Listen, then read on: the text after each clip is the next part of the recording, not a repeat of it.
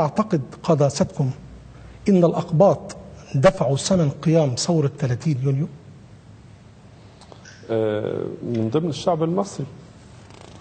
يعني أنا حكاية إن أنا أنظر للأقباط ككتلة لوحدهم أمر خاطئ 100%. تمام يا فندم.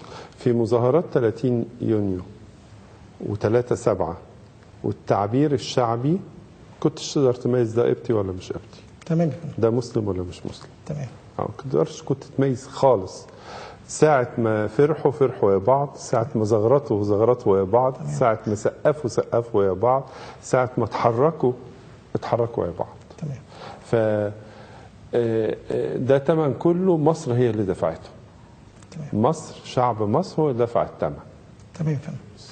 قداسة البابا، رغم حزن الإخوة الأقباط على حرق الكنائس، لكنهم كانوا متفائلين بأن المرحلة القادمة ستكون أحسن حالا.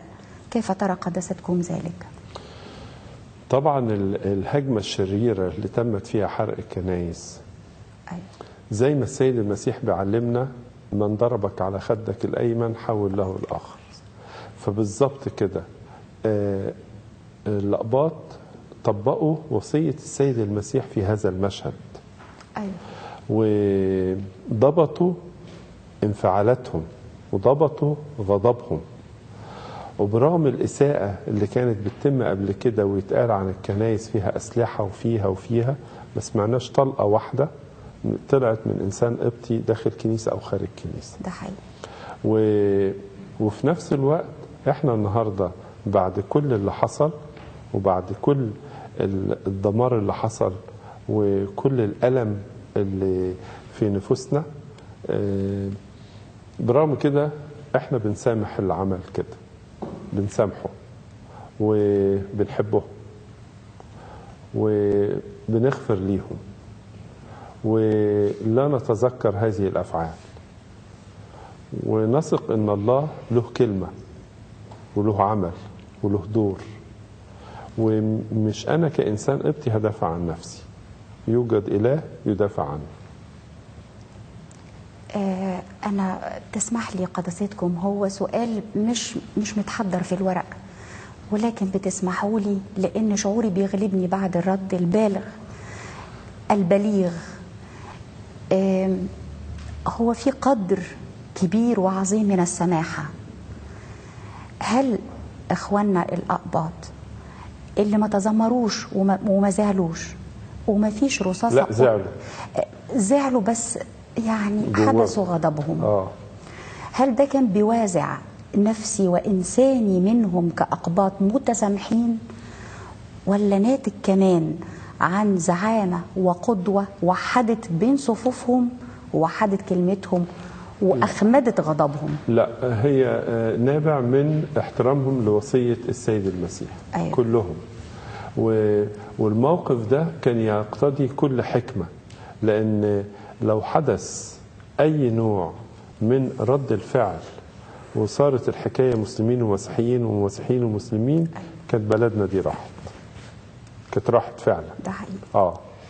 فلازم واحد لازم طرف يضبط نفسه.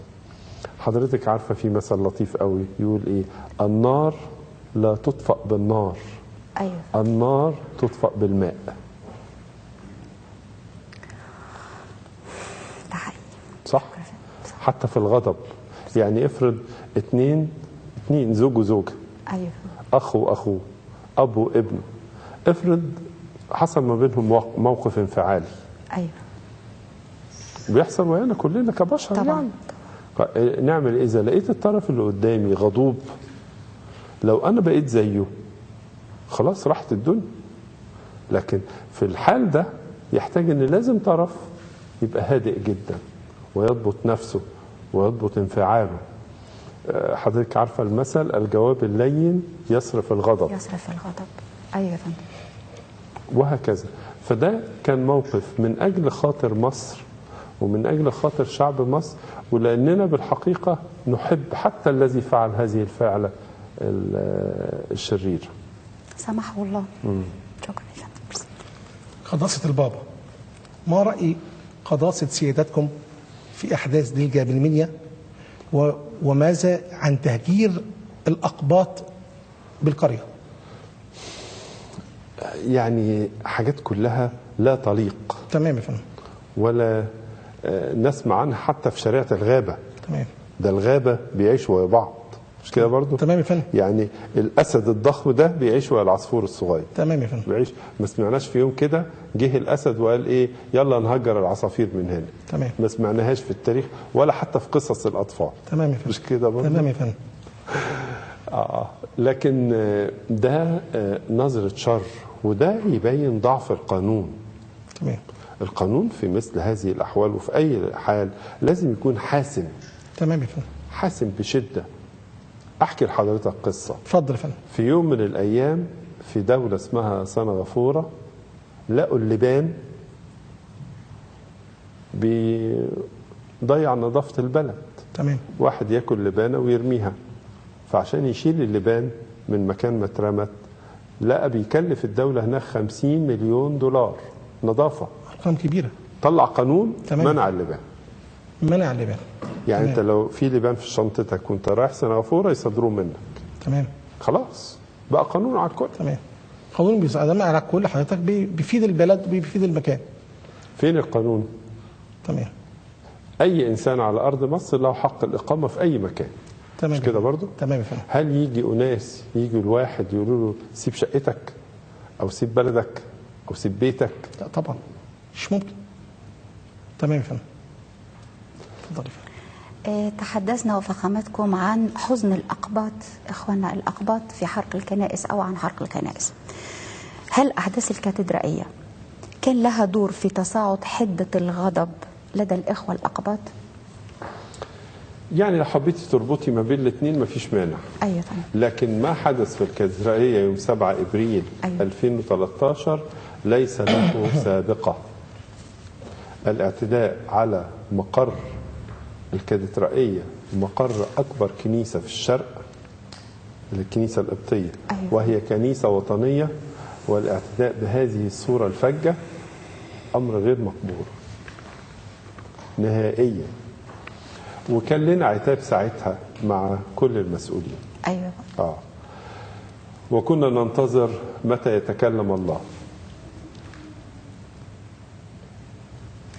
لأن على فكرة سبق اعتداء الكاتدرائية اعتداء على الأزهر قبلها بأسبوع بالظبط يا فندم. بنفس الطريقة.